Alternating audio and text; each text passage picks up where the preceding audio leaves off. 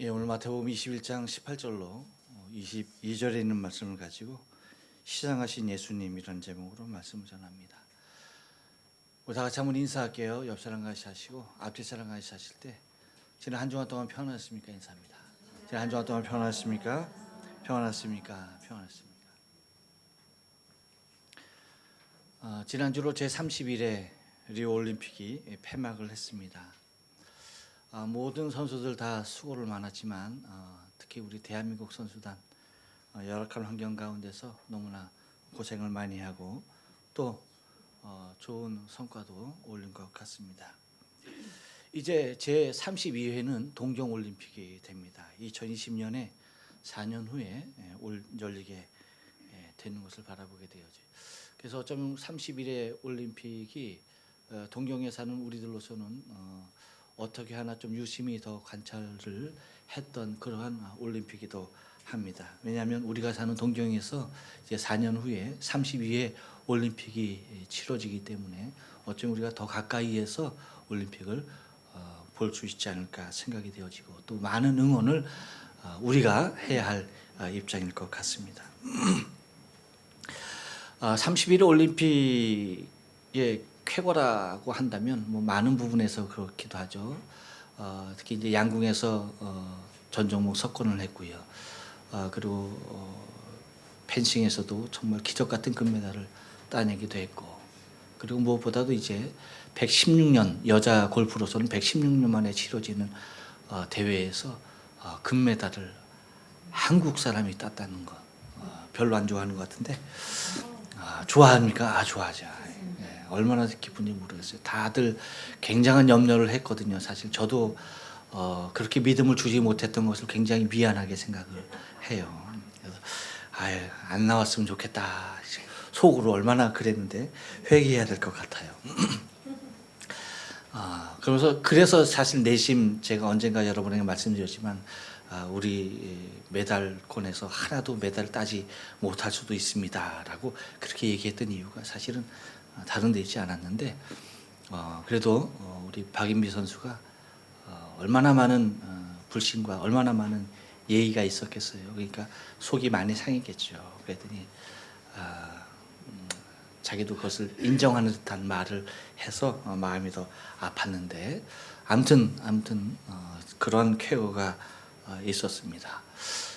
근데 이제 31회 대회에서 가장 아쉬운 경기라고 한다면 많은 경기에서 아쉬움이 있었죠.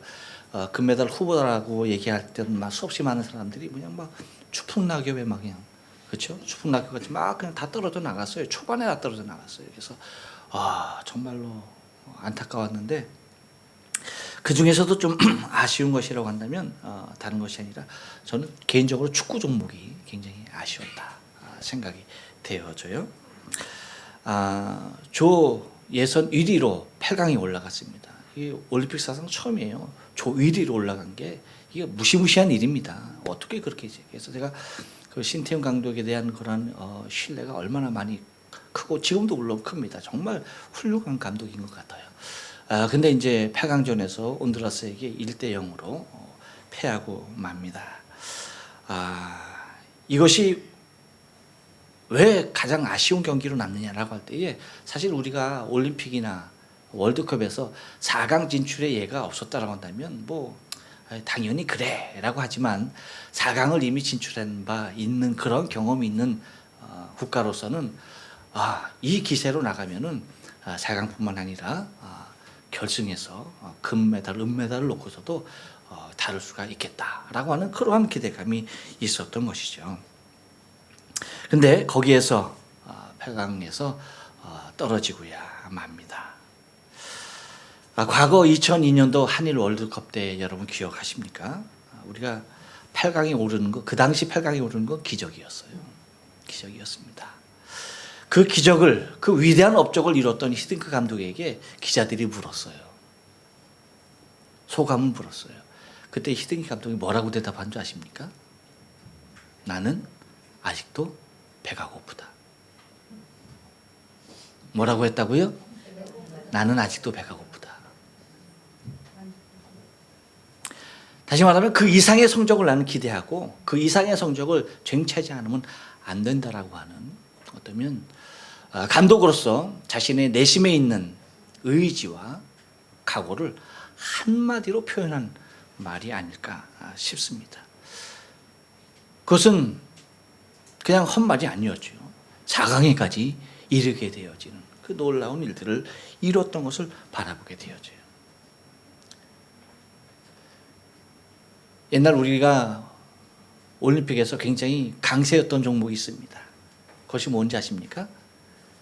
레슬링과 복싱이었어요. 몬트리올 올림픽에서 여러분 가장 먼저 금메달을 딴 종목도 레슬링이었어요. 그러니까 우리나라 첫 금메달이 레슬링에서 나왔어요. 그 다음에 권투가 얼마나 효조 종목이었어요. 근데 이제는 레슬링, 아이고 여러분 근처 가지도 못해요. 권투요? 아이고 어디요? 못 가요. 왜 그렇습니까? 그건 정말 배고픈 종목, 배고파야 될 수 있는, 배고파야 할 수 있는 그러한 종목. 우리 이제 배가 부르다 보니까 그런 거 안 해요. 그런 거 안 해요. 근데 일본은 우리보다 배가 훨씬 부름에도 불구하고 계속 도전하고 있다는 데에 놀라움을 금치 못하는 거예요. 여러분 레슬링에서 거의 전 종목, 거의 메달권에 다 들었어요. 무서운 일입니다. 무서운 일.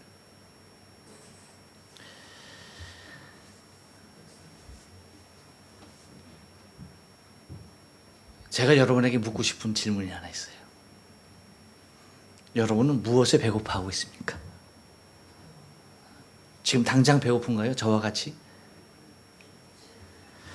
자, 오늘 본문은 여러분 예수님께서 십자가를 지시기 위해서 예루살렘으로 입성을 하십니다.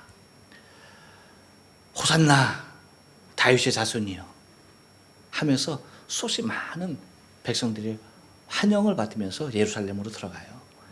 예루살렘으로 들어가셔서 예수님께서 처음 하신 일이 뭐냐면 성전에 들어서 기도하기를 원하셨어요. 근데 기도할 수 있는 환경이 아니었죠. 그래서 성전의 그 모든 것을 다 이 노로 책을 만들어서 다 둘러 엎으시고 내 집은 만민이 기도하는 집이라 일컬음 받으리라 하신 그 하나님의 말씀을 다시 선포하면서 성전을 재정비하고 그리고 나오셔서 어디로 갑니까? 베다니로 갔죠. 베다니. 근데 지난주에 말씀드린 대로 베다니는 굉장히 정말 가난한 동네였던 것 같아요. 오늘 본문 첫 절에서도 나오는 그 말씀을 보면은 이 19절 말씀을 보면은 정말 베다니는 가난한 동네였구나라고 하는 것을 짐작할 수 있었던 것이 예수님께서 아침 일찍 다시 예루살렘으로 들어오시는 길입니다. 그래서 오늘 그 19절에 보면 18절에 보면 이렇게 얘기하죠. 이른 아침 성으로 들어오실 때라고 얘기합니다. 이른 아침이다 라고 얘기해요. 근데 이 이른 아침에 성으로 들어오실 때에 예수님께서 느끼셨던 시장기가 있었던 것이죠. 근데 여러분 혹시 아십니까? 저는 어렸을 때 그런 걸 많이 체험했어요. 저녁에 많이 무엇인가를 먹고 자면은 이상하게 배가 더 고파. 아침에 일어나면 배가 더 고파. 이상해요. 왜 그런지 모르겠어. 근데 밥을 안 먹고 자면 시장함을 몰라요. 시장을 몰라. 그런데 여러분 아침에 이렇게 이른 시간에 시장기를 느끼셨다라고 하는 것은 예수님께서 전날 많은 것을 드셨기 때문에 시장기를 느끼셨다라고 생각하면 안 돼요. 뭐냐면 예수님은 항상 자신의 생활의 패턴이 있었어요. 그 생활의 습관에 따라서 예수님은 항상 생활을 하셨어요. 그러니까 이른 아침에 지금 예루살렘으로 올라가신다는 길은 이른 아침이라고 하니까 6시로 생각합시다. 그러면 그 전에 이미 예수님은 뭐 했던 거예요? 일과가 시작돼 있었던 거예요. 그래서 여러분 사람이 아침에 시장기를 느낀다라고 하는 것은 최소한 그 시간 2시간 전에는 이미 활동을 해야지 시장기를 느껴요. 그래서 아침에 시장기를 느끼는 시간이 여러분 언제인지 아세요? 내가 활동을 시작한 지 2시간 이상이 돼야지 시장기가 느껴요. 바로 일어나서 배고픈 사람 있어요? 없어요? 거의 없어요. 없습니다. 하지만 2시간 정도 활동을 하면은 그때 배가 고픈 것을 아주 강력하게 느끼게 된다는 거예요. 그러니까 이 얘기가 뭔 얘기냐면 예수님은 그 전날 베다니에서 그 가난한 동네에서 그 누가 예수님 하나 그 저녁 식사 거하게 공개할 수 있는 그런 환경에서 저녁을 나시지 못했던 거예요.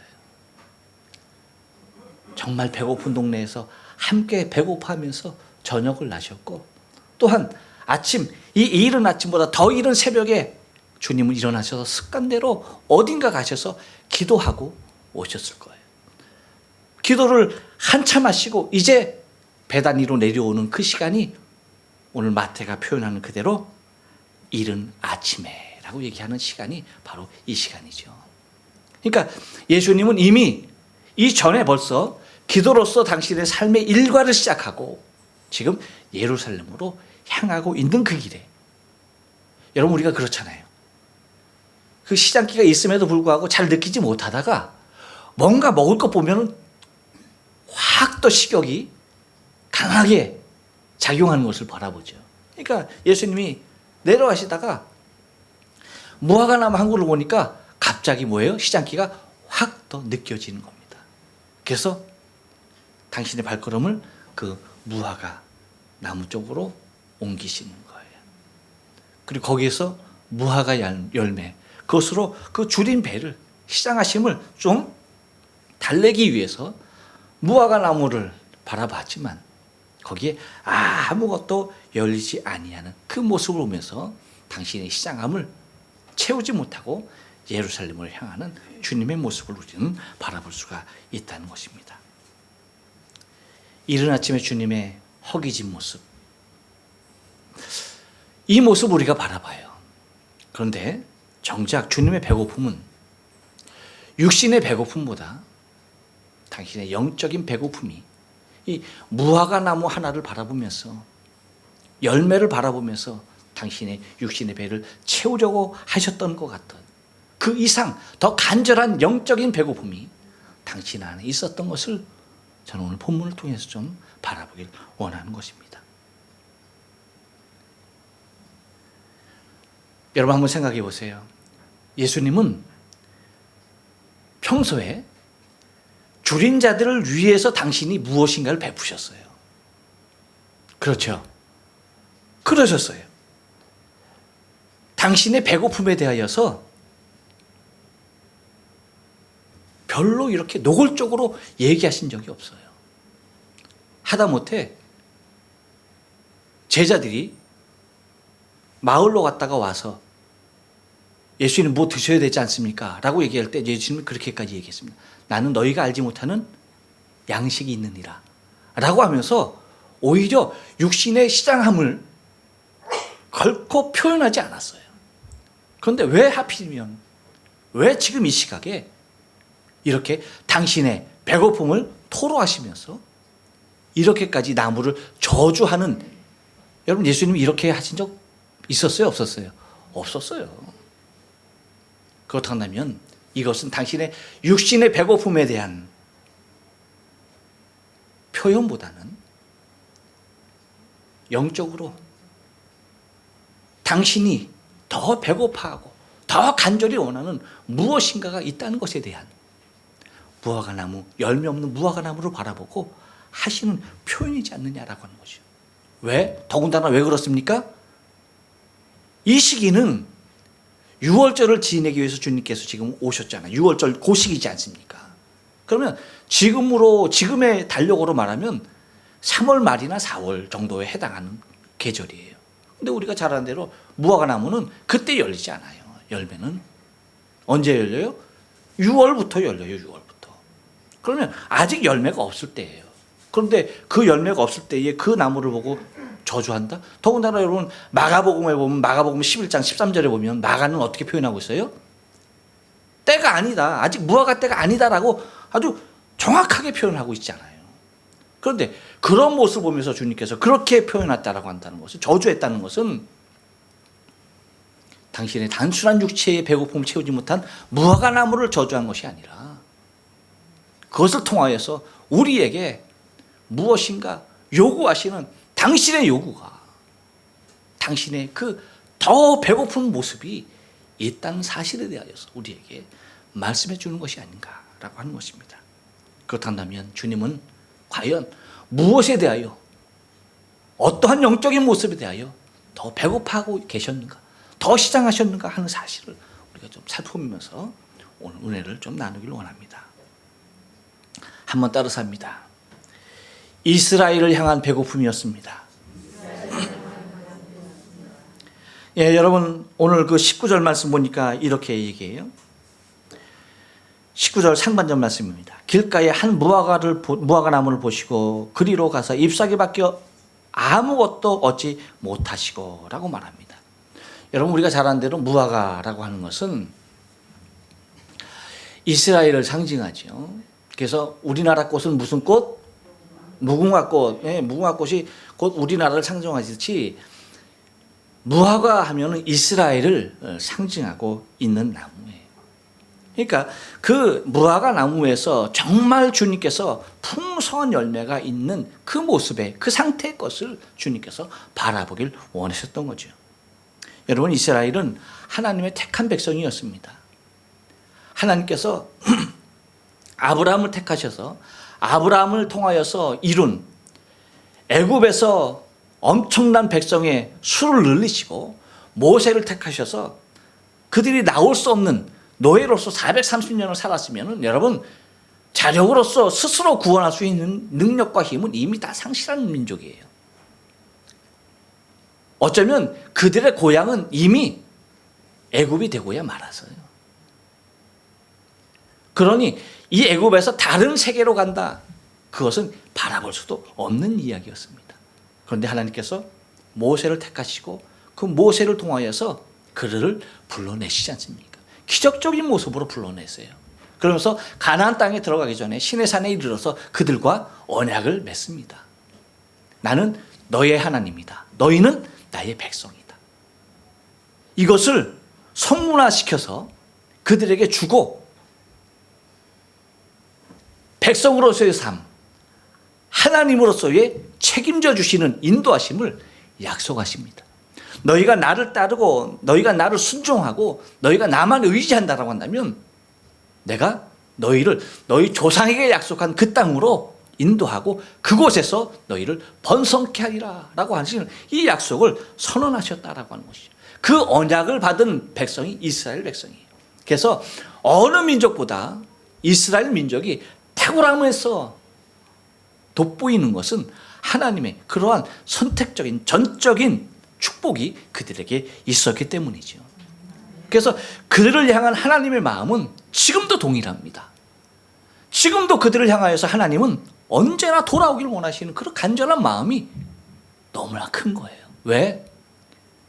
그 조상들은 그를 하나님을 너무나 기쁘게 했거든요.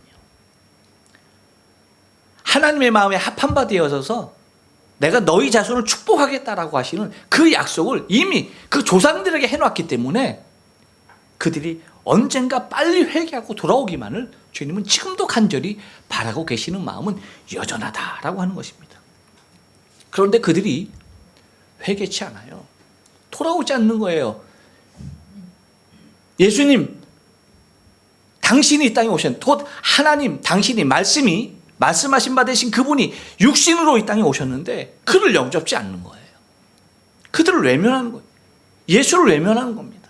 받아들이지 않는 거예요. 얼마나 안타까움이 크겠느냐라고 하는 것입니다. 여러분 한번 생각해 보세요.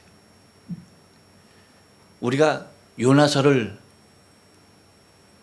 몇 년 전에 봤죠? 여러분 요나서를 통해서 하나님께서 우리에게 주시는 말씀이 뭐예요? 니느웨가 이방성입니다. 하나님의 택한 백성 아니에요. 그런데요, 요나라고 하는 이스라엘의 선지자, 요나가 니느웨 가기 싫어했죠. 이유가 뭡니까? 그 조상들이 자신들을 완전히 멸망시켰던 족속이기 때문에 가기를 싫어했어요. 그럼 이것을 거꾸로 말하면 여러분 뭐예요? 니느웨 백성들은 이스라엘을 향한 뭐가 있는 거예요? 항상 밑으로 내려보는, 밑으로 깔아보는 그 모습이 있는 거예요. 여러분, 일본이 아시아 이렇게 저 밑으로 보잖아요, 항상. 그렇죠? 왜 그래요? 자신들이 지배했던 그 모습이 있는 거예요. 똑같습니다. 니느웨 백성들도 마찬가지예요. 마찬가지. 이스라엘 하면 저렇게 밑으로 이렇게 보는 그 모습이 있는 거예요. 그런데 요나가 부름을 받고 갑니다. 요나가 부름 받고 가서 하나님의 복음을 외쳐요. 회개하라고 외쳐요. 근데 요나가 전심을 다해서 회개하라고 외쳤습니까? 비 맞은 중마냥 중얼 회개해라. 니네 안 하면 회개하면 니네 망한다. 이러고 며칠을 돌아야 그 성을 다 도는 거야? 며칠? 아니 이걸 보고서도 대답을 못하면 도대체 어떻게 되는 거야? 며칠을? 네, 3일길을 돌아야 할 성이에요. 3일길을 돌아야 그냥 한 바퀴 3일길을 돌아야 그 성을 다 도는 성. 그렇게 큰 성이에요. 근데 며칠 길을 돌아? 아니 며칠을 도냐고. 하루길 돌고 마는 거예요. 하루길 돌고 마는 거예요. 그럼에도 불구하고 뭐 하는 거예요? 그러면 여러분 듣는 것으로 치면은 크게 소리도 안 질렀을 거야. 기분이 나빴는데 뭘 질러. 그렇잖아요. 그냥 회개해. 하나님 멸하신대. 그러고 마지못해서 내뱉. 근데 뭐예요? 그것도 성을 3분의 1밖에 안 돌았으니까 3분의 1만 들었을 거 아닙니까? 근데 뭐예요? 위로 왕부터 밑에 짐승에게 이르기까지 배옷을 입고 제에 앉아서 다 회개하고 통곡하며 회개했던 거예요. 누가 왔었는데 자신들이 깔보는 민족, 자신들이 점령했었던 그곳에서 선지자라고 온 것이 그 말을 듣고 니느웨가 회개한 거예요. 그런데 여러분 보세요. 당신이 택한 백성들, 하나님 당신이 택한 백성이에요. 그리고 그 백성들이 하나님을 향해서 아버지라 부르고 하나님이라 부르고 그 하나님 앞에 예배한다라고 하는 그 백성들에게 당신이 오셨어요. 그럼에도 불구하고 그들이 뭐 하는 겁니까? 영접지 않는 거예요. 마지막 심판 때에 이스라엘이 견디기 쉽겠습니까? 니느웨가 견디기 쉽겠습니까? 그 모습을 보면 주님은 너무나 안타까운 거예요. 얼마나 사랑한 민족인데, 얼마나 사랑해서 언약까지 맺은 민족인데 이들이 자신을 섬긴다라고 하면서 자신을 섬기지 못하는 그 모습을 바라보면서 얼마나 아파했겠는가라고 하는 것입니다. 그 이유가 뭐냐? 그 이유가 다른 데 있잖아요. 형식주의입니다. 율법주의입니다. 외식주의입니다. 곧 아버지의 말씀, 그 말씀보다도 자신들이 정한 율례와 규례가 우위에 있었어요. 자신들의 유전이 하나님의 말씀보다 위에 있었다는 말입니다. 그래서 하나님의 말씀보다는 자신들의 전통과 자신들의 규례대로 일관했던 것이죠. 그러다 보니까 특권 계층이 자리 잡았고 그것이 곧 외식으로 형식적으로 자신들이 다 썩었음에도 불구하고 거룩한 척 해야만이 인정받고 그리고 그 지위를 유지할 수 있고 계속 그 길을 승승장구 갈 수 있기에 대대손손이 그 길을 갈 수 있기에 하나님의 아들 메시아 그리스도 예수를 십자가에 못 박게 되는 것입니다. 주님은 그 이스라엘을 향하여서 시작하셨던 거예요. 그 택한 자신의 백성들을 향하여서 그들이 정말로 회개하고 주 앞에 돌아오기를 원하여서 그분은 시작하셨던 겁니다. 여러분 우리도 마찬가지예요. 우리도 우리의 신앙이요 외식으로 가면요 형식으로 가면요 율법으로 가면요 소망 없습니다. 택한 백성임에도 불구하고 무너져 내리는데 하물며 여러분 우리는 이방인 아닙니까? 우린 철저하게 이방인이에요. 이방인인 우리가 이렇게 구원받은 것도 감사한데 만약에 우리가 이 구원의 은혜를 전심을 다하여 하나님 앞에 서지 못하고 외식으로, 형식으로, 율법으로 지금까지 내려온 전통으로 우리가 그분 앞에 아버지 말씀보다 그것을 위에다 둔다고 한다면 우리도 심판받아 마땅합니다. 왜 현대 21세기의 기독교가 왜 많은 사람들의 지탄에 올라야 합니까? 왜 세간에서 그렇게 난도질 당해야 돼요? 이유 다른 데 있잖아요. 우리가 우리 스스로가 하나님의 말씀, 진리, 예수 그리스도를 우리의 삶 위에 두지 않았기 때문이에요. 하나님의 이름을 도용했던 제사장들과 서기관과 장로들과 같이 우리도 지금 예수 그리스도 이름을 도용하고 우리도 지금 마찬가지로 우리 스스로 입술로는 주를 고백하고 있지만 우리의 삶의 모습에서는 전혀 이방인과 똑같은 삶을 살아간다는 것은 여러분 하나님이 우리 주님이 지금 눈물 흘리고 계실 수밖에 없는 모습입니다. 주님은 그렇게 외식의 율법의 형식에 사로잡혀 있는 그래서 참 그리스도 예수 메시아 하나님의 아들을 알아보지 못하는 그 이스라엘을 향하여서 희생하신 겁니다. 또 하나 주님이 영적으로 희생하신 것은 한 번 더 따라서 합니다. 제자들을 향한 희생함이었습니다. 20절 말씀 보니까 이렇게 얘기해요. 제자들이 보고 이상히 여겨 가로되 무화과 나무가 어찌하여 곧 말랐나이까 라고 말합니다. 여러분 어제 좀 비슷한 거 있지 않아요? 지난주에 본 거하고 좀 비슷한 거 있지 않아요? 뭐가 비슷합니까? 지난주에 보았던 제사장 서기관들이 보는 똑같은 시각으로 뭐 하는 거예요? 이상히 여기는 겁니다. 예. 이상히 여겼다라고 하는 거예요. 이상하게 보고 있는 거예요. 이상하게. 여러분 우리는 우리 말에 그런 말이 있어요. 서당계 3년이면 뭐 한다? 풍어를 읊는다.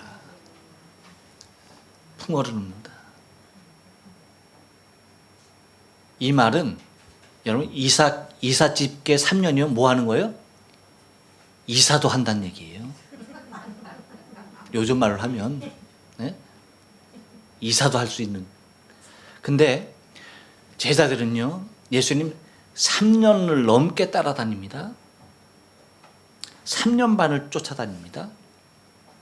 그런데 아직도 주님에 대하여서 온전한 신앙과 믿음을 갖고 있지 못한 거예요.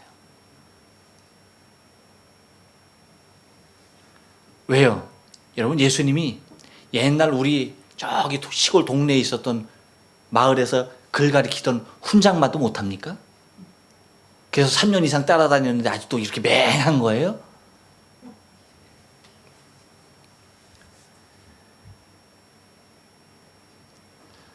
예수님께서 행하신 일들을 우리는 믿음으로 바라볼 이유가 충분하게 있는 거예요. 예수님이 왜 그러셨을까에 대한 궁금증을 갖고 있어야 돼요.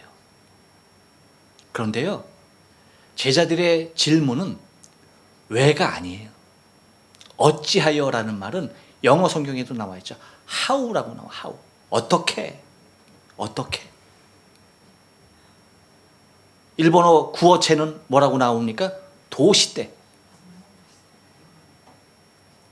우리가 보는 신공동역에는 낮에라고 나와요. 낮에. 왜라고. 어쩌면 그것이 더 정확한 표현이겠죠. 근데 제자들은 지금 왜라고 묻지 않냐고 어떻게라고 묻어요. 어떻게. 그러니까 우리는 주님의 뜻에 대하여서 왜 주님께서 이렇게 행하셨을까라고 하는 의문을 가지고 주님의 뜻을 헤아리려고 접근해 가야 하는데 철저하게 반복론입니다.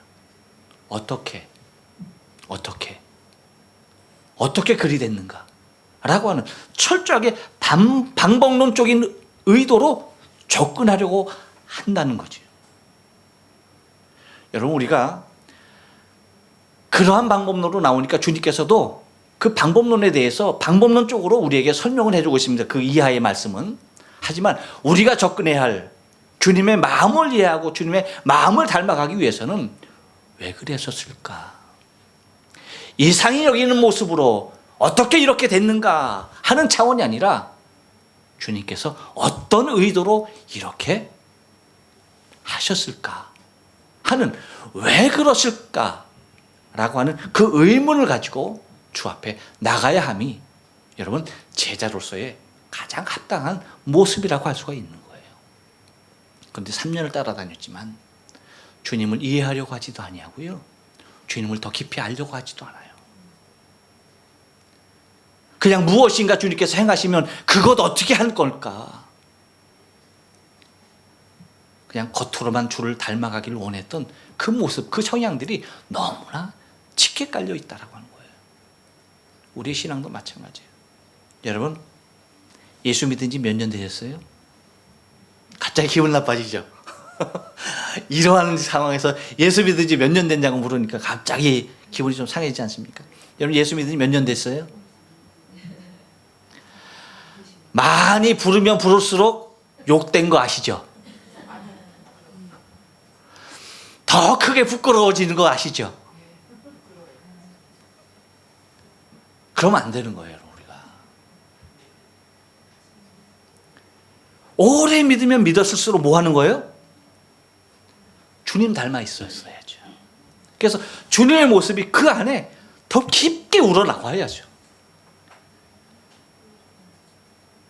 그게 여러분 정말 주님의 제자의 모습 아니에요? 그래야 되는 겁니다. 그래야 돼요. 그런데 주님은 십자가에 달리실 때가 다 됐는데도 제자의 모습은 3년 전이나 지금이나 다를 게 없어요. 변하지 않아. 똑같아. 우리는 주님을 닮기보다는 제자들을 닮는 것 같아. 여러분, 우리는 사람 닮으면 안 돼요. 주님 닮아야 돼. 주님 바라보고 주님 의지해야죠. 그 철부지 없는 제자들의 모습들을 보고 주님이 얼마나 영적으로 시작하셨을까? 니들 언제 제자 될래? 그 모습입니다. 여러분, 우리도 한순간 한순간 삶의 순간순간마다 방법론 쪽으로 주님 앞에 접근해 가는 것이 아니라 주님의 마음을 이해하려고, 주님의 마음을 더 깊이 알려고, 주님의 뜻에 대하여 더 관심을 가지려고. 왜 그러셨을까? 그 중심이 우리 안에 커져가야 할 줄로 믿습니다. 또 하나 주님의 배고픔은 한 번 더 따라 삽니다. 믿음에 대한 시장함이었습니다.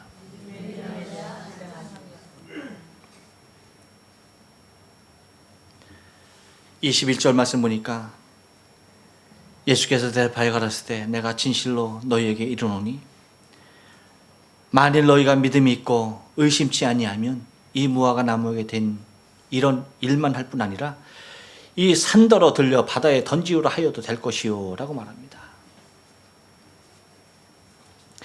여러분, 어떤 믿음입니까?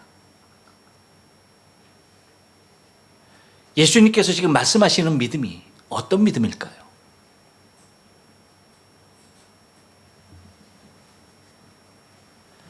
우리는 헷갈려 하기 쉬운 것들이 많아요. 그래서 믿음이라고 얘기하면 다른 것들을 연상하면서 다른 것으로 관련 지으려고 하는 그런 모습들이 많아요.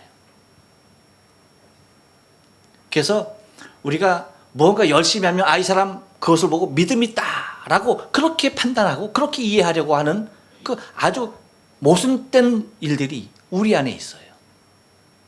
여러분, 믿음이라고 하는 것은, 주님께서 말씀하시는 믿음이라고 하는 것은 다른 것 아니에요. 오직 하나입니다.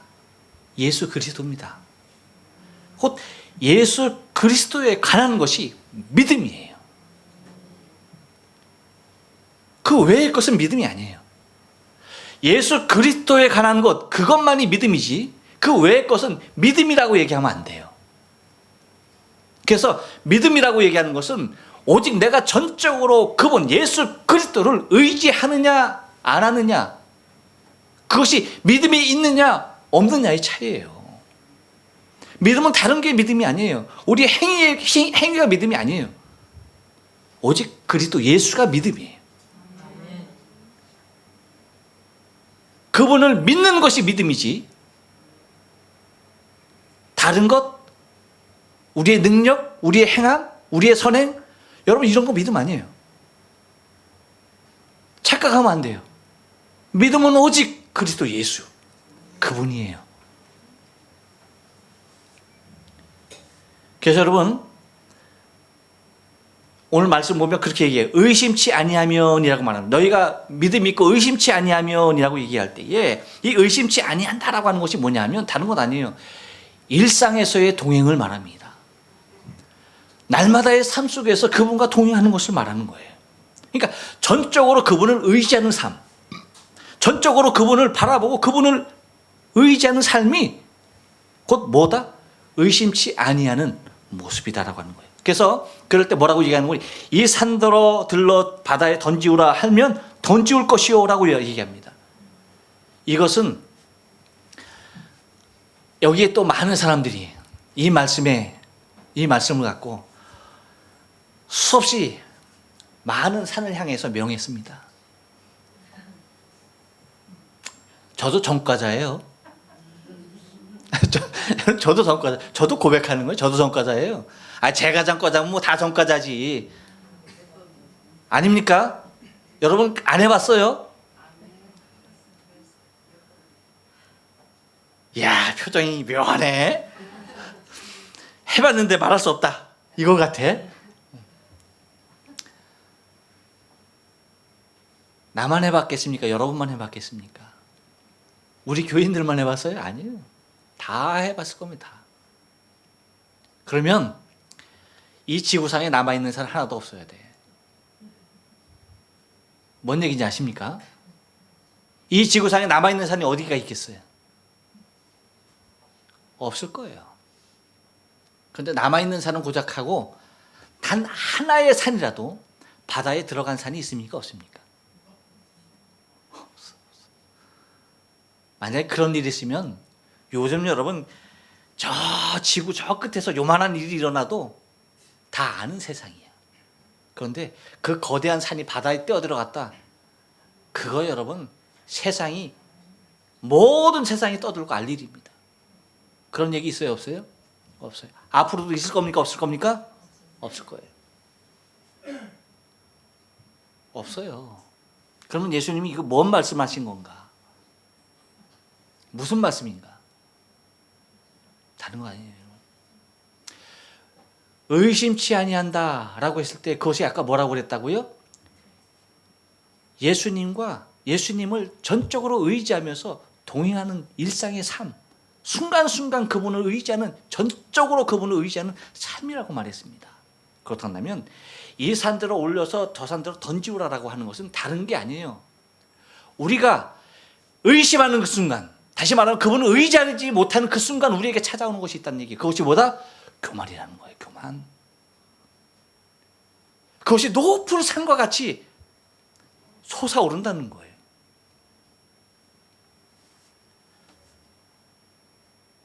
다시 말하면 이 산들을 들려서 저 바다에 던지우라라고 하는 것은 우리가 늘 겸손한 삶, 그 삶을 얘기하는 것이고 교만을 물리칠 수 있는 유일한 길이다라고 하는 것입니다. 여러분 우리의 신앙이 넘어지는데 어디에서 넘어지는지 아십니까? 다 다른 데서 넘어지는 것이 아니에요. 한 군데서 넘어집니다. 교만이에요. 교만. 주님을 의지하지 못하는 그 순간 우리 넘어지게 돼 있는 거예요. 왜? 믿음하고 교만은 평행 저울과 같아요. 믿음과 교만. 그래서 여러분, 믿음이 떨어지면요, 뭐가 올라가요? 교만이 확 올라가. 그래서 믿음 없는 사람들, 교만한 사람들은 다 뭐예요? 믿음 없는 사람들이에요. 믿음 없는 사람들이에요. 그런데 믿음이 올라가 있으면 뭐예요? 교만은 어떻게 되어 있는 거예요? 내려가는 거예요. 다시 말하면 믿음 이퀄 겸손이고요. 교만 이퀄 뭐예요? 불신앙이에요. 그래서 믿음과 교만은 평행 저울과 같아서 무엇이 우위에 있느냐에 따라서 우리의 신앙의 모습은 전혀 달라진다는 것입니다. 그래서 우리가 넘어지는 것은 믿음이 없음으로 말미암아서, 곧 주님을 의지하지 못함으로 말미암아서 세상 것이 밀려오고요, 사단이 우리에게 교만을 심어놓는 겁니다.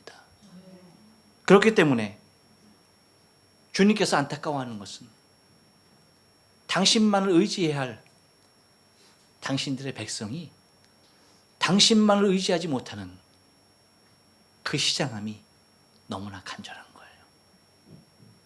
여러분, 우리의 신앙의 삶도 마찬가지입니다. 우리도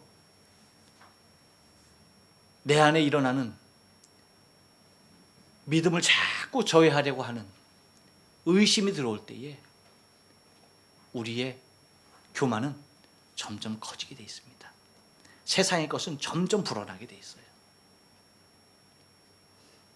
우리가 겸허하게 주님만 의지할 때, 그 믿음을 가질 때에 우리는 겸허하게 주의 선한 일들을 도모할 수가 있게 된다는 것입니다. 그래서 주님이 우리를 바라볼 때에 우리가 당신만을 의지하는 큰 믿음을 갖기를 원하신다는 것입니다. 마지막으로 주님은 무엇에 대하여서 시장하셨느냐, 영적으로 한 번 더 따라서 합니다. 기도에 대한 시장함이 있었습니다. 22절 말씀 보니까 이렇게 얘기합니다. 너희가 기도할 때에 무엇이든지 믿고 구하는 것은 다 받으리라 하시니라 라고 얘기합니다. 여러분, 우리가 믿지 않고 구하는 것, 이거 여러분 잘못된 거죠, 그렇죠? 근데 우리가 믿음 없이 구하는 것들 사실 있어요, 없어요? 있죠. 네. 믿음 없이 구하는 것들 굉장히 많아요. 그런데 이거 잘된 거예요, 잘못된 거예요? 잘못된 거죠. 잘못된 겁니다. 그런데 여러분, 더 잘못된 것이 있는데 그거 뭔지 아십니까? 믿기는 하는데 구하지 않는 거. 이건 더 잘못된 거예요. 믿음 없이 구하는 것도 잘못된 거지만 믿는데 구하지 않는다? 이거 온전하지 않은 겁니다. 어딘가 잘못돼도 대단히 잘못된 거예요. 매우 잘못된 것입니다. 아까도 말씀을 서론에서 드렸지만 우리가 주님을 보면 주님은 언제나 기도하셨어요. 근데 주님의 기도는 여러분, 당신이 부족해서 기도하신 겁니까? 착각하지 말아야 돼요. 주님은 우리가 똑같이 보면 안 돼요. 똑같은 육신을 가졌다 해서 똑같이 보시면 안 됩니다. 주님은 하나님이셔요. 그러기에 엄청난 기적들을 다 행하실 수가 있었던 것입니다. 곧 당신에게 있어서 당신 스스로에게 부족한 것이 있느냐? 아니에요. 부족한 것이 없습니다. 그럼에도 불구하고 주님은 늘 기도하셨어요. 그러니까 이 기도라고 하는 것은 내가 부족하냐 풍족하냐의 차이에 의하여서 기도가 있느냐 없느냐, 이것으로 좌우돼서는 되지 않는다는 거예요.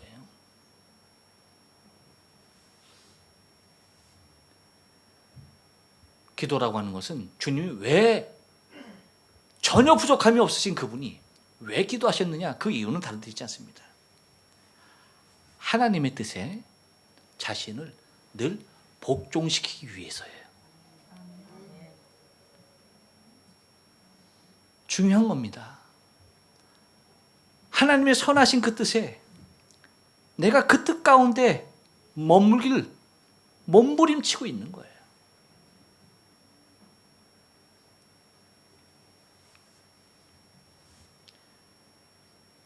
곧 그 하나님의 뜻에 자신을 복종시키기 위하여서 주님은 순간도 빼놓지 않고 기도하셨던 것을 우리는 바라보게 됩니다.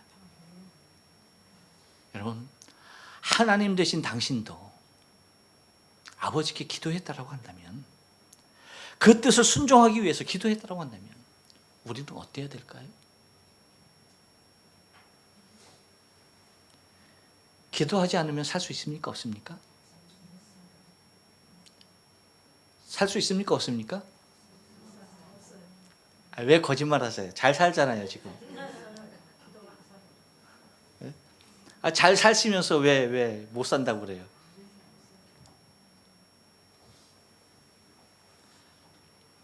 여러분, 기도하지 않고도 살 수 있어요. 어떻게 사시냐? 기도 없이 살 수 있는 방법이 있습니다. 어떤 건지 아세요? 기도 없이 사는 것은 이성으로 사는 거예요. 이성으로 기도하지 않고 얼마든지 살 수 있어요. 하지만 우리는 이성으로 살아야 할 사람인가요? 아니에요. 우리는 영적으로 살아야 할 사람들이에요. 영적으로 살아야 할 사람들은 기도하지 않고는요, 살 수가 없어요.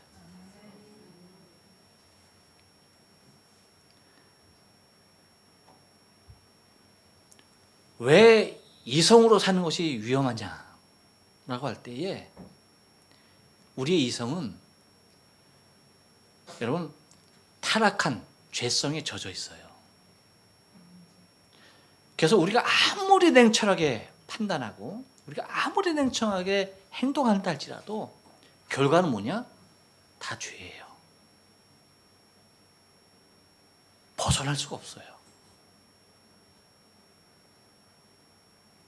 그런데 우리는 이성으로서 우리의 삶을 사는 것이 아니라 영으로서 살아야 하기 때문에 기도하지 아니하면 영은 살 수가 없는 것입니다.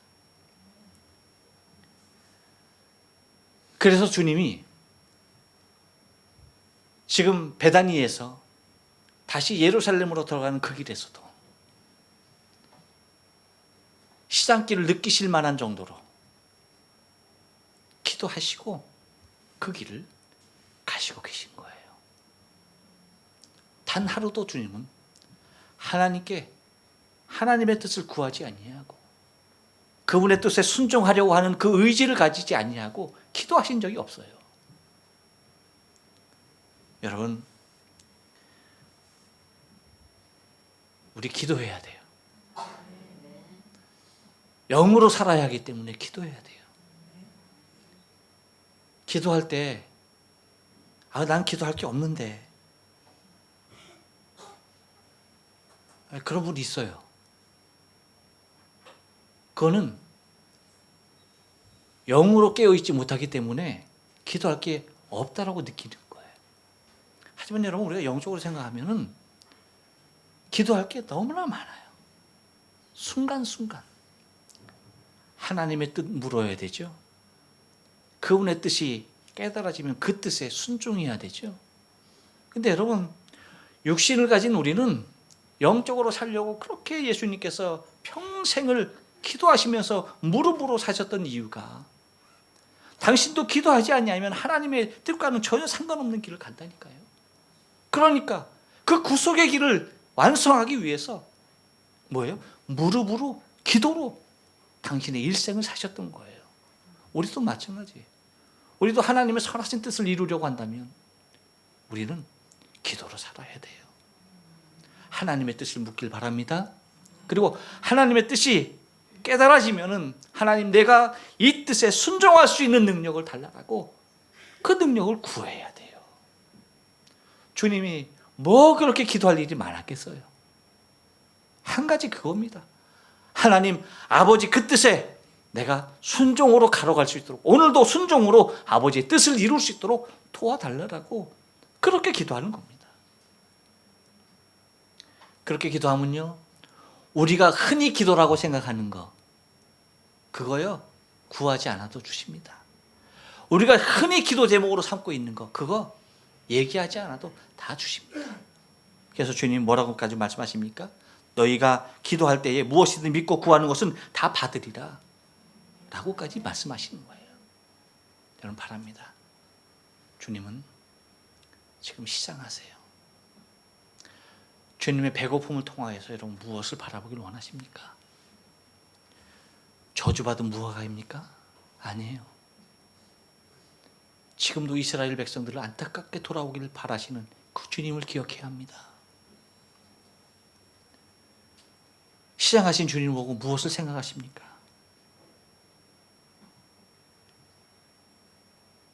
주님의 뜻을 알려고, 이해하려고, 더 깊이 가려고 시도하지도 않았던 제자의 모습, 우리의 모습을 떠올려야 합니다. 주님의 배고픔을 보고 무엇을 생각해야 합니까? 믿음을 바라봐야 되고요. 우리의 기도를 생각해야 할 줄로 믿습니다. 기도하십니다. 고맙고 감사하신